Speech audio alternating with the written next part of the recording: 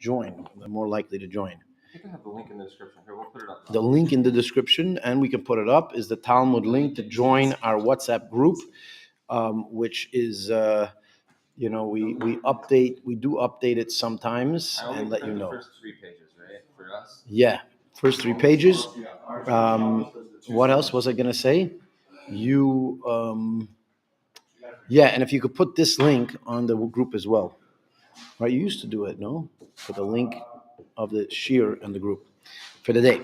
All right, if you remember. Do you know how to send this to Rabbi, or to get this on the internet?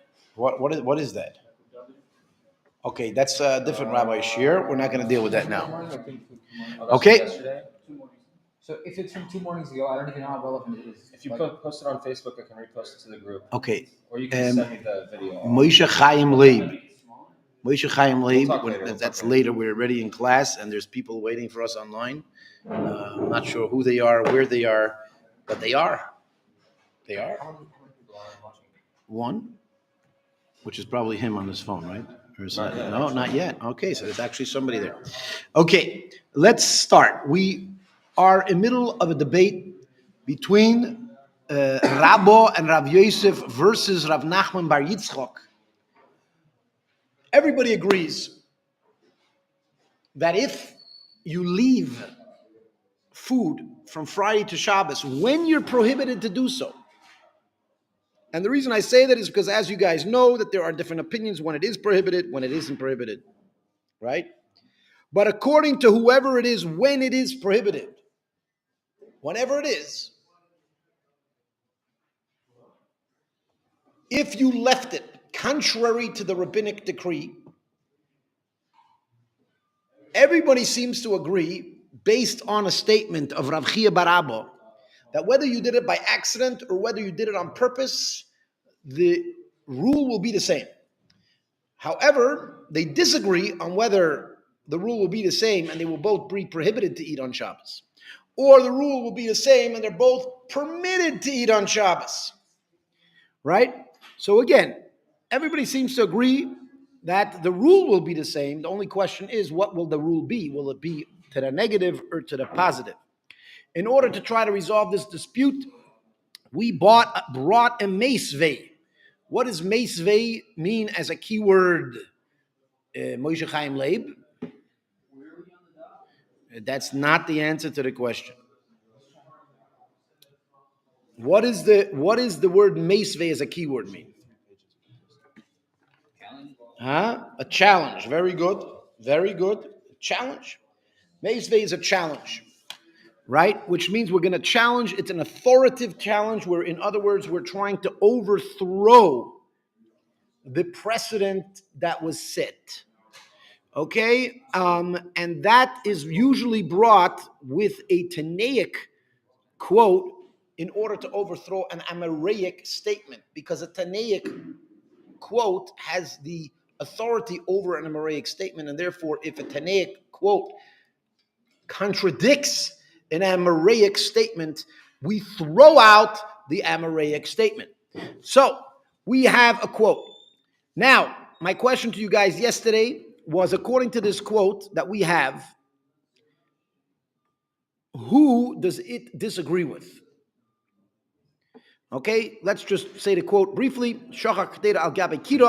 If you forgot a pot on a kira, ubishla b'Shabbos, and it cooked on Shabbos. If you did it by accident, you could eat b'mezel or yoichal. In purpose, you cannot eat. When does this apply? With water that was not fully heated, or food that was not fully cooked.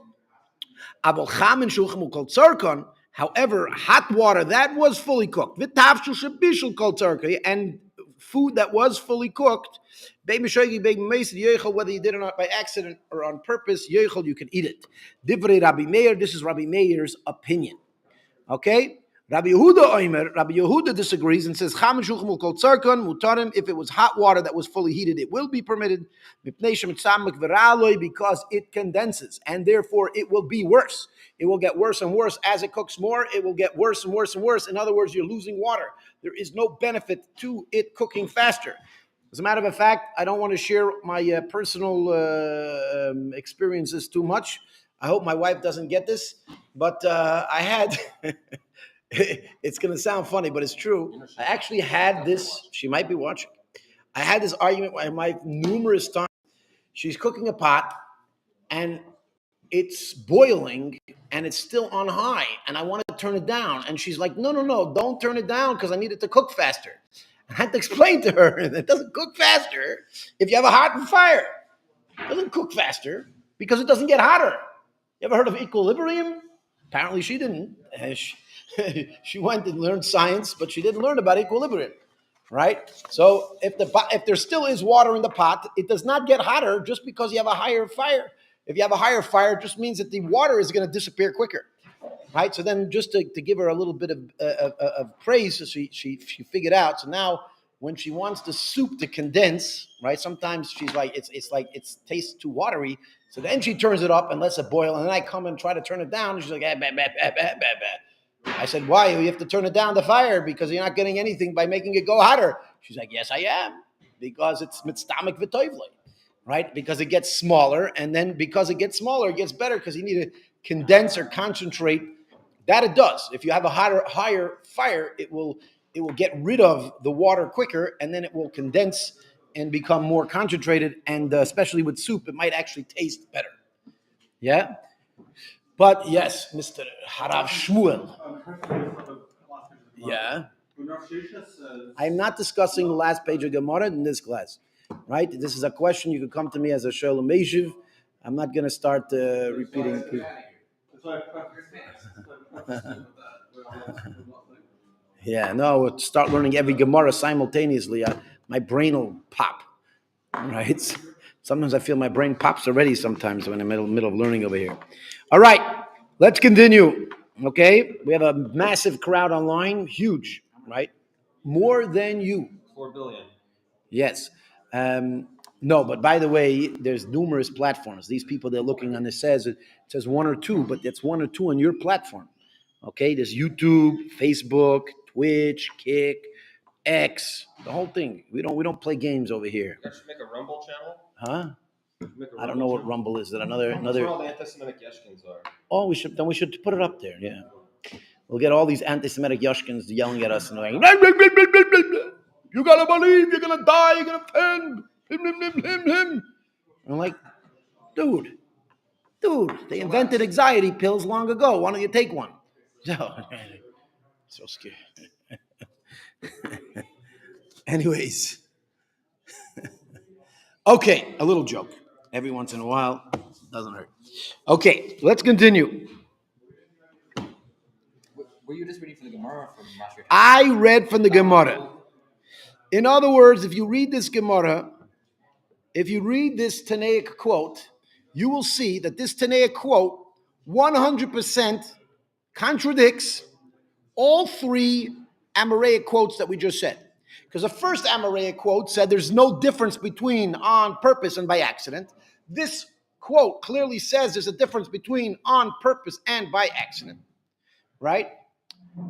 Not only that, is there's a difference whether it's fully cooked, whether it's partially cooked, whether it's hot water, whether it's food, etc. So there's a lot of details here that seem to contradict the previous Amoraic statements. So in other words, we trying to resolve an Amoraic issue, and the Gemara seems to be bringing a quote that basically says, guys, you're all wrong. Right? However, the Gemara, now that this quote seems to say everybody's wrong, we're then going to kind of backtrack and try to see if we can resolve the issue with at least one of them. If we can resolve the issue with one of the quotes, then that quote will be automatically the central. How should I say it? Will be the accurate ruling. Right? Does that make sense, Ruvain? Why are you laughing at me? Huh? Oh, okay. Anyways, so again, if this quote seems to contradict everybody, okay? Now that it contradicts everybody, Hey, see, we got some Yashkins here too. What do you? Okay, anyways, get down. I gotta get disturbed from these people. Yeah. This guy says I'm a legend. I don't even know what this guy is. Why? He says you're a legend or he's a legend? You're a legend, Rabbi Kopel. I miss you and your shiurs. Where did I have a shiur with him? I don't even know. Wasserman? I don't know. Maybe I can't even see the picture. Maybe I see the picture. Anyways, Yoina's son Wasserman, please tell me where we actually had a shiur together. Not that I don't remember you, is that I can't really see your picture because on my screen it's very, very small. Okay, let's continue. Where are we?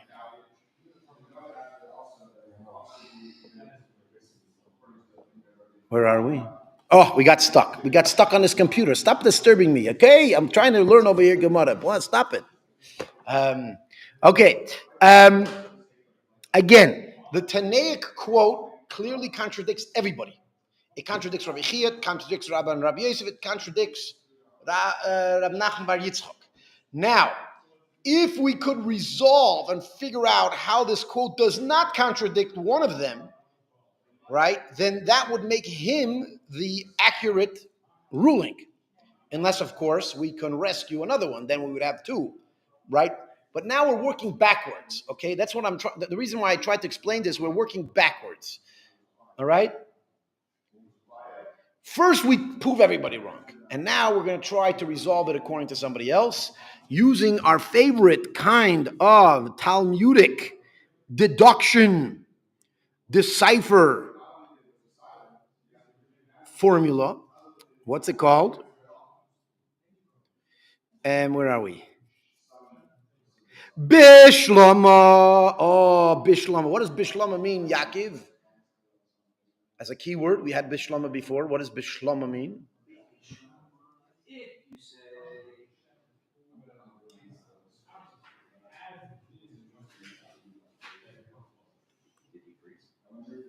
No, he said he was in YTD. This guy was in YTD. He was in YTD. Oh, Jonathan. Right? Yeah, Jonathan from YTD. This I didn't see. I'm so into people with their last names, and I mean I'm so not. That's why I call everybody here by their first names. I probably don't know most of your last names, right? Moshe, Moshe Chaim Leib. I don't even know what's your last name, huh? Aronson. Okay, good. You I know is Forrester because your brother was here. We used to call him Nachi Forrester, right? You Greenstein, right? Oh yes, I remembered. And you I know. My goal is Ruvain. I don't know your last name, Ruvain. I know you as Ruvain. Wachtel. Can I say Wachtel? It sounds better, no? Well, because the W and the Y would switch a lot. Yeah. Yeah. So it could be that your original name was Wachtel. And then they turned it into Wachtel because the Americans, they couldn't say Wachtel. They said Wachtel. Yeah. And Collins. Olivier. All right. Okay. Good. We got people's last names here. Good. Anyways, Yoina's son. This is Yoina's son. Baruch Hashem. Okay. Let's continue. Where are we?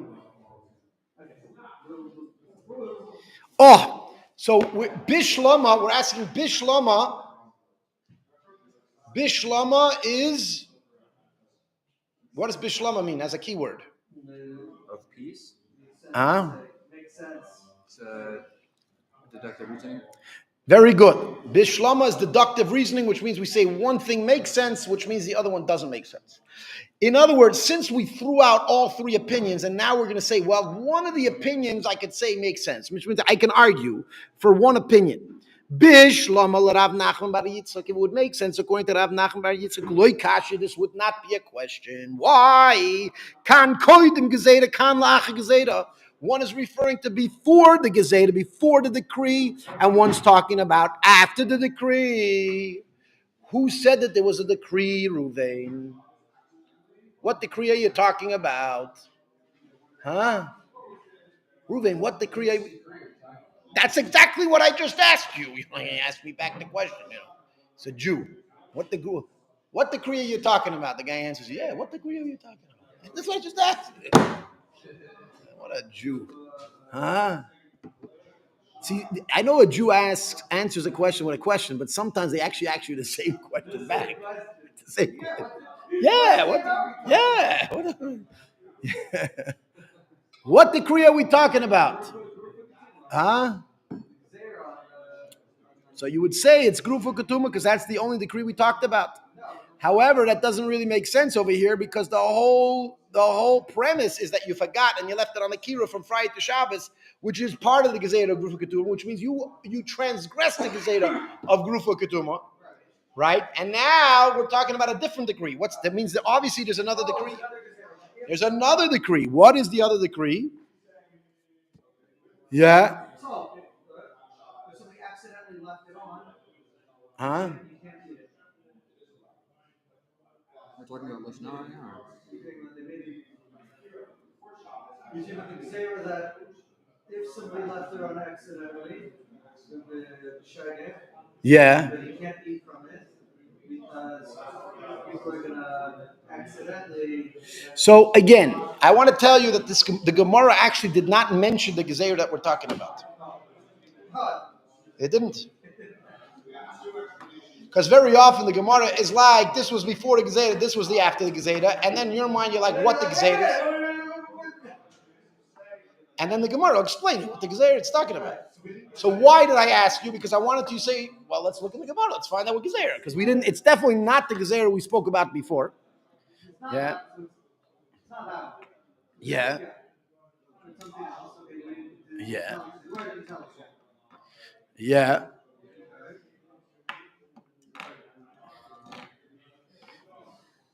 Anyways. No. So the Gezerah that we're talking about, we're going to say in a moment. But the Gemara is actually going to make a calculation. Here is one of the Talmudic sources for algebra. It's going to make a calculation based on information that you don't have, and then it's going to plug in the information. A little bit like algebra, right? Yeah. So again, it's going to say that it makes sense that one's before the Gezerah, one's after the Gezerah. All we need to know right now in our Gemara that it does make sense. The Gemara is telling you it makes sense before the Gezerah versus after the Gezerah. Yeah. Elo Rabba Rav Yosef, however, Rabba and Rav Yosef, they say both of them it's allowed. If this statement was talking before the Gezerah, Kasha Mezid, the question is why by Mezid you would not be able to eat it. Ila Achar Gezerah, if it's after the Gezerah, Kasha Nami Shoygig, it would be a Kasha even Shoygig, right? Kasha, and the Gemara answers it or ends it by the word Kasha, which means it's a question. Okay?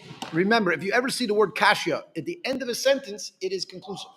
Right? So if it says Kasha, it means it is a question. It's a statement. It's a question. If it's in the beginning of a statement, if it's in the beginning of a sentence, it is going to introduce a question. It's going to say the question is as follows. Yeah? Good?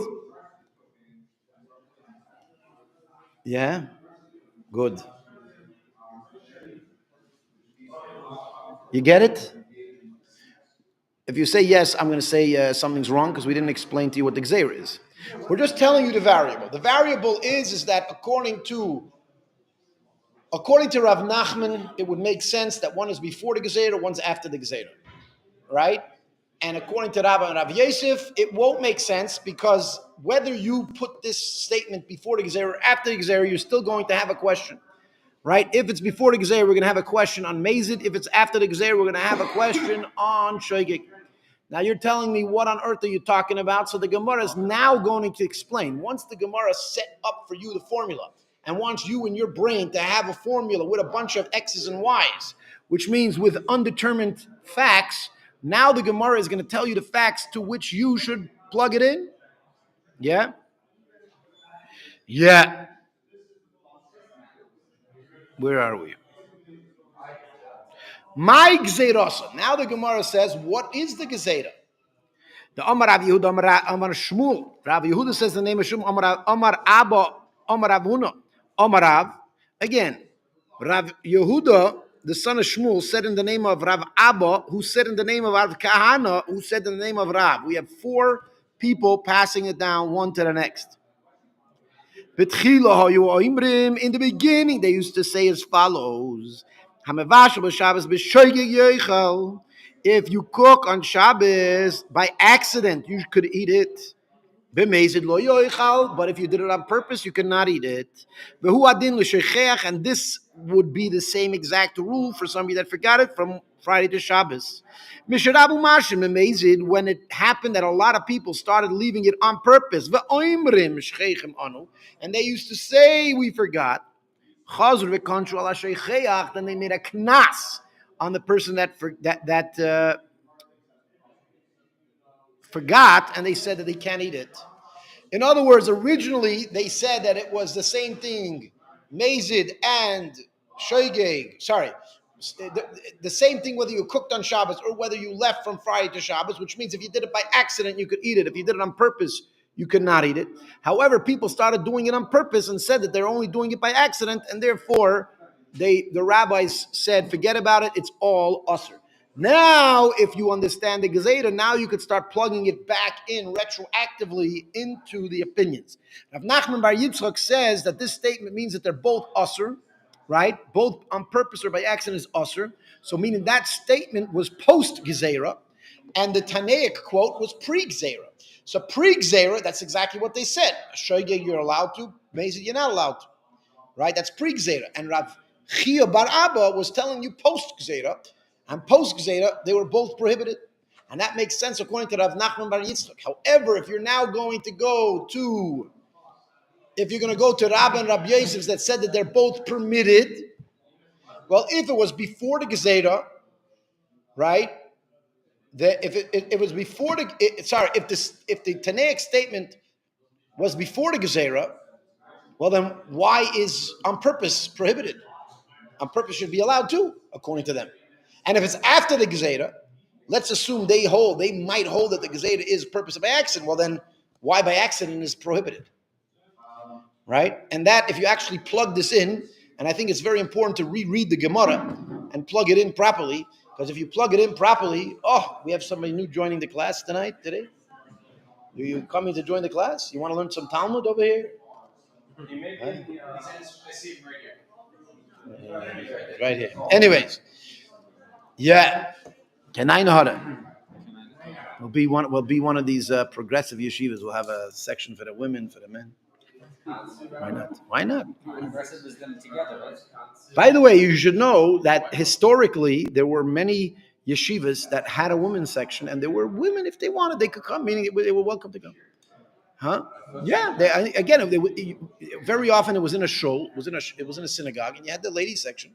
Sometimes it was upstairs, but they would listen if they wanted to.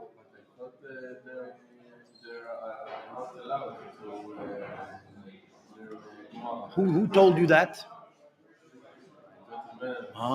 You don't remember. I think no one remembers. Everybody says it, no one remembers who said it. Huh? It actually says you should not teach women Gemara. It doesn't say that they can't learn it. Right? And by the way, the Rebbe actually encouraged women to learn Gemara today as well. Yeah. Because he felt that women today, they need a... Women were very simple. You go back a few generations, they were simple. They cooked, they cleaned, they had a very simple life, right? Today, they're more complicated life, and so therefore they have to have more complicated spirituality, and therefore they should learn Gemara. Again, there is a place where it says that men should not teach women Gemara, because it just says they shouldn't teach, but it doesn't tell the women that they should not learn. And they're not obligated, because only men are obligated to study Torah. Women are not obligated to study Torah. They could and should do it if it is going to strengthen their ability and their inspiration to serve God properly. Then they should definitely do it as well. Yeah. They also are much more talented. They're much more talented. Who said that? No, this generation. You can see yourself. Oh, you're saying the women are more talented than previous generations? Yeah. Oh, I think he said they're more talented than men. No. They're not? More talented than past. They're more talented. Perhaps they're more talented in the past. I don't know. Do you think women are more talented than men? What do you think? You think they are? The truth is that people like saying that, but it's not true, and it's actually very unmanly to think so. It's to think that women are better than men, and it's simply not true. women have certain aspects that they might be superior to men in, but in most aspects they're not. In strength, they're not. Right? Why do you think the women are so angry about trans people going into their sports? Because they're killing them, right? You put a man in a woman's sport, gone, done. The poor women they cannot compete.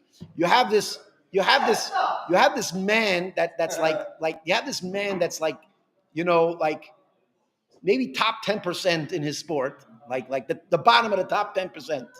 And he rips the women to shreds, right? But I want can't do anything, But that right? didn't say compared to men, say compared to past generations. Yeah. Also, right, also there's in secular education. So when we talks about it, So first of all, I want to mention, once we got on the topic, we have our friend Yoinason. By the way, now that I looked carefully at your picture, I do remember who you are. I remember you well. We used to sit and learn Gemara. This guy was super into the Gemara, and he was supposed to come back to yeshiva, but he hasn't yet come back. We're waiting for him right here so he could come into the shir. We should learn here, right? Take the next flight and get on the plane, and that's that. That's it. Right. Yeah, he posed his question as well. And I'll say, so why should men and women learn separately? Well, first of all, in general, in the world, they try to break down the barriers between men and women. They thought it would be a good idea. They're slowly realizing that it's not. Right? Right? They're wondering why families, are having horrible. How should I say, statistics on families staying together, right? You have. I heard in the Western world something like 60% of people married cheat on their spouse at some point. This is really messed up. Not a little bit. This is hugely messed up, right? and so Judaism always protected the sanctity of men and women, I think, by ensuring that they have the proper boundaries. And the fact is, in the Gemara, there are stories of men who thought that they could break the boundaries. For example, of Yichud, there was a rabbi. It's a true story in the Talmud. There was a rabbi who thought that if the woman was upstairs and he was downstairs, it'll be okay, right? Not only that, he had a ladder that the only way to get upstairs to where the woman was a ladder that would require, I think, 3 people to carry it, right? And he said, "Listen, it's almost like there's no real seclusion here because the woman can't come down. I can't go to her because we need this ladder. This ladder takes 3 people to carry, and I'm good, right?" In the middle of the night, they find this guy halfway up the ladder screaming. He's screaming, "Fire! Fire! Fire!" All of a sudden, people run into the house, and they're like, "What happened?" They find the guy with the ladder climbing up, and he says, "Fire, fire! My Yetzer Hara, my inclination is burning me up." And somehow he was so his inclination was so powerful that he actually took a ladder that normally 3 people would need to carry, and he moved it. Okay, and this was a great sage. Okay, so the fact is, there needs to be proper boundaries between men and women to ensure that our natural instincts don't get the better of us, and we can maintain happy and healthy families and relationships due to these boundaries and protections that were set up by the rabbis. Now, I could tell you, growing up, they always laughed at it, and I personally very often felt that they were right. I'm serious. I said, "Man, I think, what's it crazy? Why you can't? I can't shake a woman's hand. I can't, what? I can't daven if a woman's in shul with me." And as my natural instinct started to grow, I'm like, "Yeah, dude, you're right.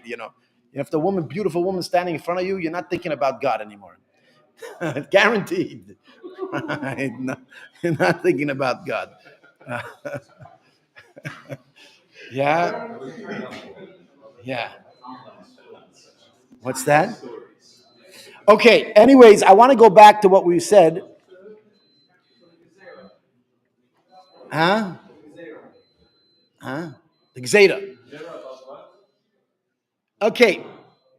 Again in the Gemara. We're going to end over here, okay? Because it's kind of the end of a piece. I don't want to begin the next piece, which is a little bit complicated. We'll deal with that Bezrat Hashem tomorrow.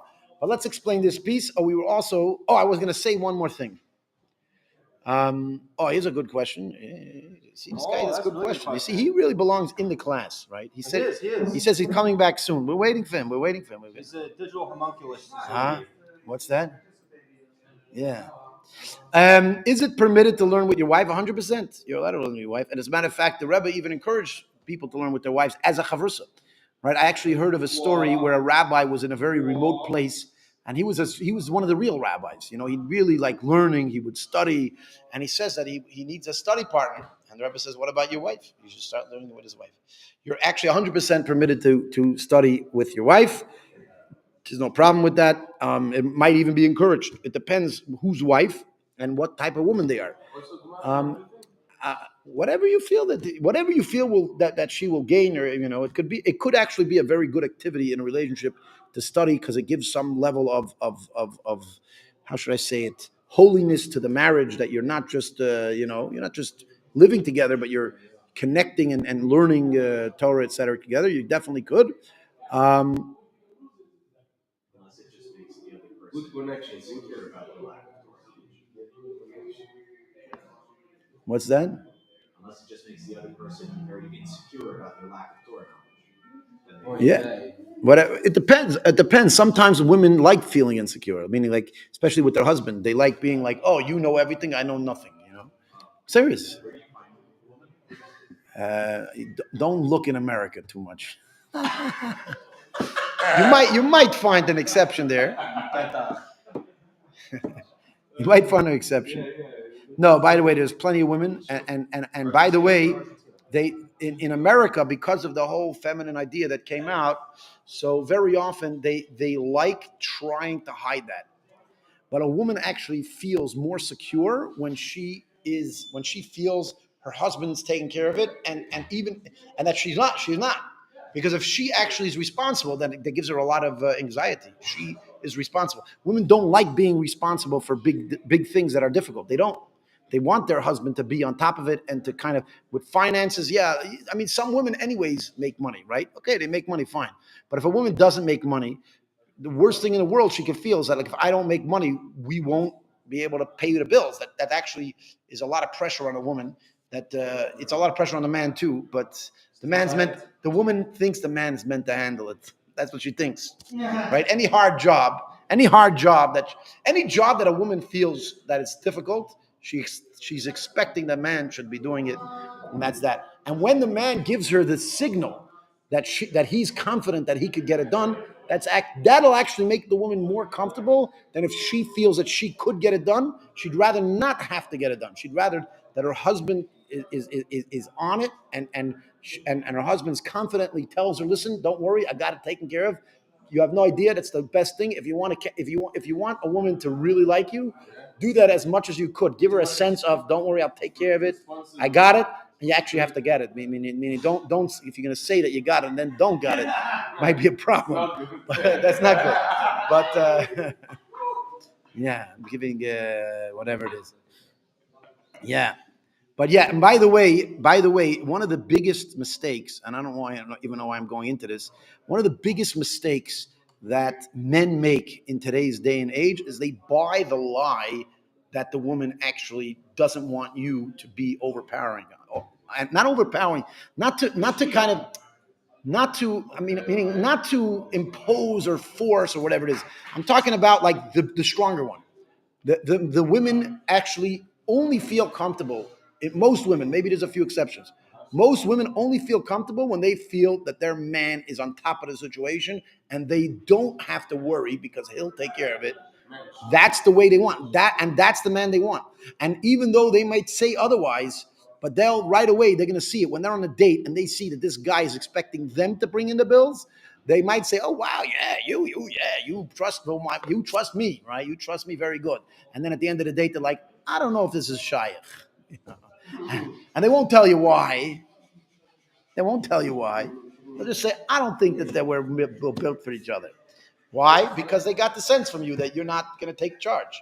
They want you to take charge. Right? Am I right? Women, any women out there want to tell me, am I right? Am I wrong? Facts. Anyways. Am I right or am I right? Yeah. You're always right. Yeah, I'm always right. Anyways, Yoina's son is asking, like, if you're learning with your wife, could you bring others in the group? The fact is, many rabbis do give shiurim to women, right? There's no problem.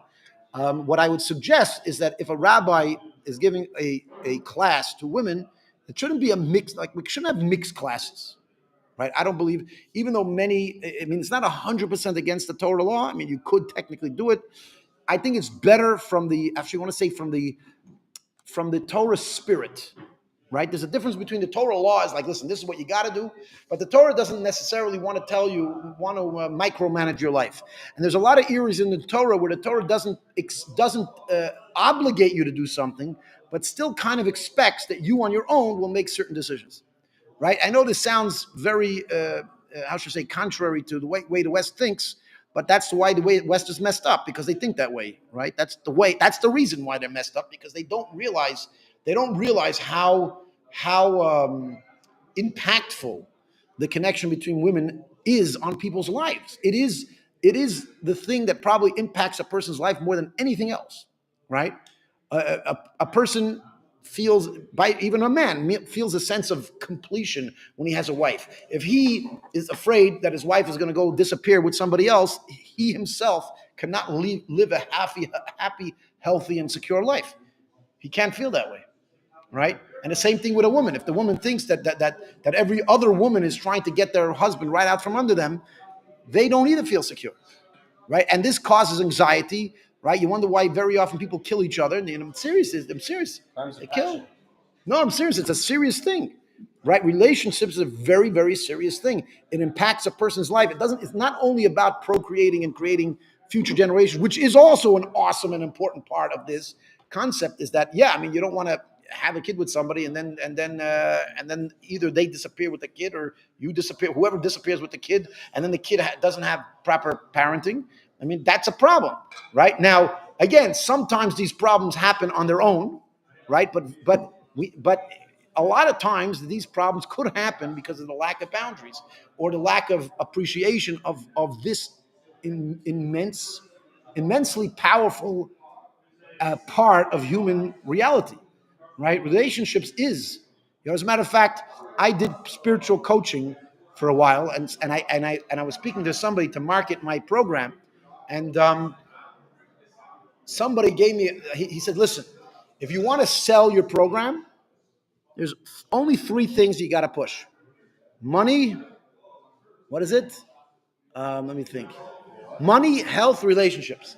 Those are the only thing people buy it for. You either have to tell them how it's going to make them more money, how it's going to make them healthier physically, or how it's going to enhance their relationships, because that's the only reason people buy courses or services, etc. That's it. So again, it's like it's an epic concept in a person's life, very important. Anyways,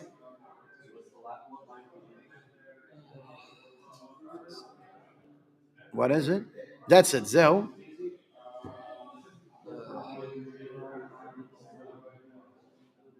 Yeah. Anyways, whatever it is, the point is that women are a very important aspect of this world, and it is important to protect them and us, by the way, to ensure that the interactions are healthy for both parties and not, God forbid, unhealthy. And it's very easy for them to get unhealthy because it's a very powerful. God created this powerful reality. Anyways, I don't know how we got into that, but we have the Gemara. We finished. Huh? It was for you. That's it. Yeah. Huh? Kansu. Kansu comes from the word knas, which is they find them or punish them. Yeah. Yeah. What's that? Which one? Matril is in the beginning. In the beginning. Anyways, let's do a quick recap of the Gemara, and then we're going to go to Chavrusa, where you should reread it and know it 100% well. All right? Good. Avi says hello. Avi, thank you, Avi from Dallas, Texas, for saying hello, hello back. Right? We can't say hello to everybody that decides to send a message. Avi from Huh? Avi, he was here for a while. Oh, he was with us as well. Everybody, can I know how to? I forgot. What can you do? Uh, Anyway, good. Getting back to the alumni. Very good. Anyways, he says he's coming to Israel. He's getting married in 2 months. He's coming to Israel. Mazel tov from the whole class. What you're going to do is you come to Tzfas and you'll learn in YTD. And we have right next to us, we have a Mechon Alta, which is a nice girls' seminary. You rent an apartment here. She'll go every day there. You'll go every day here. And then every night you'll get together and you'll learn whatever you learned in both places. How about that? Sounds wonderful. This is awesome. You give a recap from each of the ones learning. You get double the learning, right? She learns it, you learn, and then you give each one gives a summary. Yeah, beautiful. Anyways, let's recap. Remember, we started out yesterday. We had Rabbi Chia bar Abba says that there is no difference between on purpose and by accident with somebody that forgot a pot on the kiruv from Friday to Shabbos, right? We said there's no difference between purpose and by accident. Then we weren't sure what does it mean. There's no difference. No difference and it's permitted, or no difference and it's prohibited. And of course, 2 Jews, 3 opinions. We actually have this time 3 Jews and 2 opinions. Okay, we have Rabban Rav Yosef said one opinion, Rav Nachman bar Yitzchak said another opinion. Rabban Rav Yosef said that both of them are permitted, and Rav Nachman bar Yitzchak said both of them are prohibited. Now the Gemara challenges. We don't know who he challenges, but he challenges the whole situation by bringing a brisa that clearly throws out the entire thing, which says that they're both equal. And basically, in that brisa, it says no. If you did it by accident, you're allowed. If you did it on purpose, you're not allowed. V'hu hadin l'sheicheach, and that is the same din as sheicheach, which seems to contradict the very premise of Rav Chia bar Abba. Right? So basically, you have 2 people arguing, and we say you're both wrong. But then the Gemara says, hold on a second. Rav Nachman bar Yitzchak says it's prohibited. That might actually make sense because the Tanaic statement that we have was said prior to a rabbinic decree, right? And prior to the rabbinic decree, they were both prior. What about prior to the rabbinic decree? No. Prior to the rabbinic decree. Prior to the rabbinic decree, there was different between purpose and by accident. Prior to the rabbinic decree, by accident it would be allowed, by purpose it would not. Then after the rabbinic decree was that they were both prohibited, that would actually make sense according to Rav Nachman bar Yitzchak.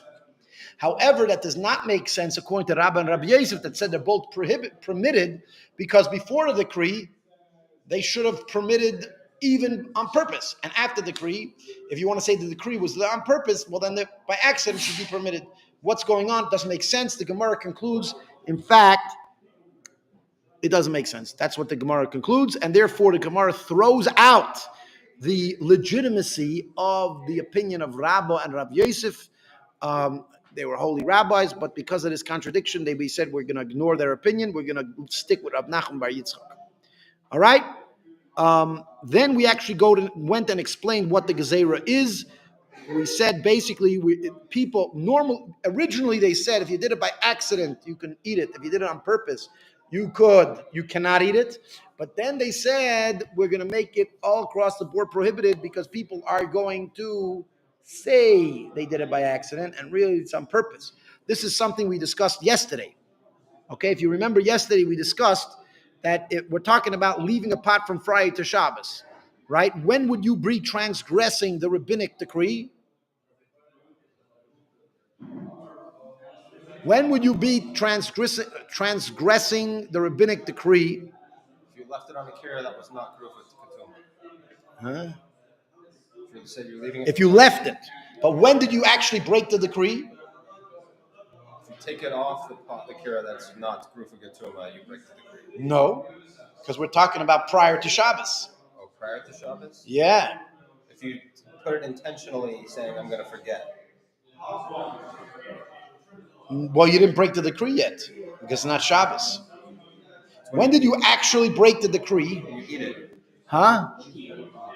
Oh, when Shabbos enters and you didn't take it off, that's really when you broke the decree. Meaning, if I put Friday afternoon, 4 o'clock, I put a pot and I say, you know what, I'm leaving this on Shabbos contrary to the rabbinic decree. I'm not breaking the decree right now. I didn't break it yet because it's not Shabbos yet. I only break it when Shabbos enters. Then I broke the decree. But when I actually broke the decree, what did I do? Oh, so here we have a brilliant rabbi over here, Rabbi Ariel Margolis. He says it's not what you did, it was you didn't do, which means if you put it on, you were meant to take it off, and you didn't take it off. And forgetting to take it off is very easy to quote unquote forget to take it off. I forgot, quote unquote, I forgot. So this guy's laughing. Could we show him in the video? You want to be taught? Turn it. Careful. Get him. Give the camera to this guy.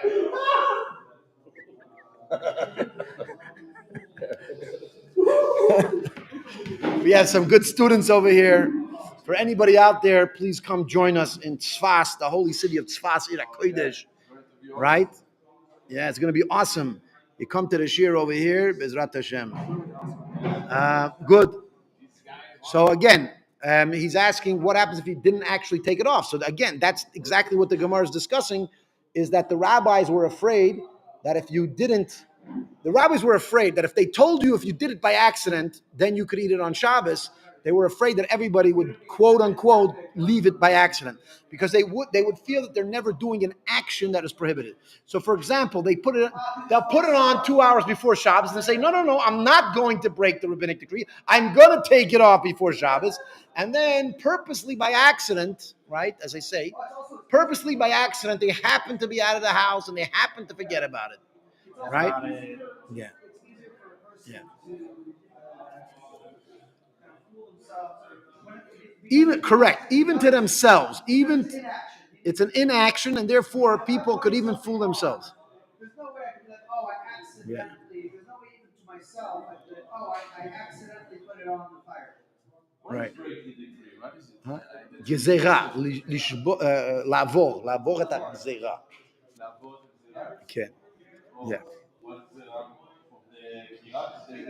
No, because the gzera was that they were meant to take the pot off of the fire before Shabbat, but they forgot it, shachachu, and maybe they really didn't shachachu. Maybe they just, maybe they were Israeli. You know the Israelis. I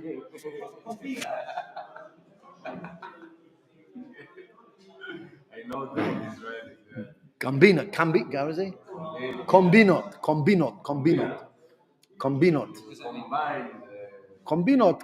basically makes to play games. Yeah. All right, that's that. Okay, good. How can you break? So he asks, your question, Jonathan, is actually what the Gemara is saying, is that's why people would deliberately break the decree. The decree would that they would have to remove it, right? But because they're not actively breaking the decree, they're inactively breaking the decree, they might even fool themselves and think that they're not breaking the decree, even though they're gonna pretend as if it's not intentional, even though it is intentional, right? So we need to take the kira before the Shabbos, no? Huh? No. No, we're talking in certain situations. Again, we have the Gemara. This is not the first class over here. The Gemara, in certain situations, you are not allowed to leave food from Friday to Shabbat, right? And here we're talking about what if you left it when you were not allowed to. You left it even though you're not allowed.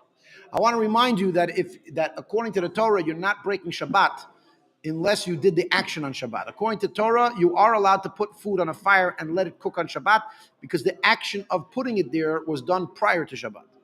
Right? That is actually allowed. Rabbinically, they were afraid that if you were allowed to do that, you might mix. All right, good. All right, we're going to end the class now, and we thank everybody for coming. For those of you who want to stay in touch, you can go to the. We have a QR code that we just put up over here on the screen, and the QR code takes you to our WhatsApp group. And if you join the WhatsApp group, we try to keep you in touch. I can't say we're 100% good at it, but definitely if you didn't join the WhatsApp group, you definitely won't be getting the messages that we put there. But we do put messages there. We try to do it every day to put it online. We have a producer here. When he's available, he does it. When he's not, it's not. And then we have Moshe Roston in the background, who is the chief philosopher of YTD. He always likes arguing with me, and I like arguing with him too. That's why he keeps on coming. So, okay, have a good day. All the best. Bye bye. A good day. Thank you very much.